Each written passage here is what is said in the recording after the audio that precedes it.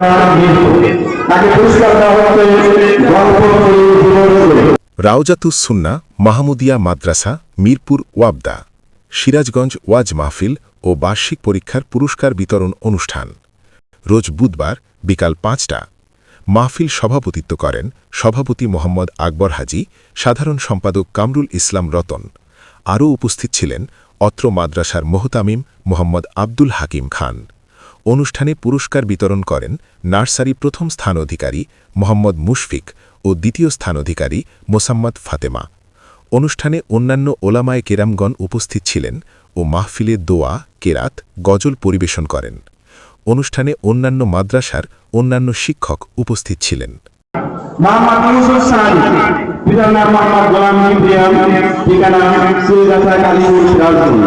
পুরস্কার দেওয়া হচ্ছে প্রিয় বাংলা। দ্বিতীয় স্থান অধিকার করেছে মোহাম্মদ সারওয়ার আহমদ, পিতার নাম সালাউদ্দিন আহমদ, ঠিকানা মিরপুর। তাকে পুরস্কার দেওয়া হচ্ছে লেখাপড়া শেখার কৌশল।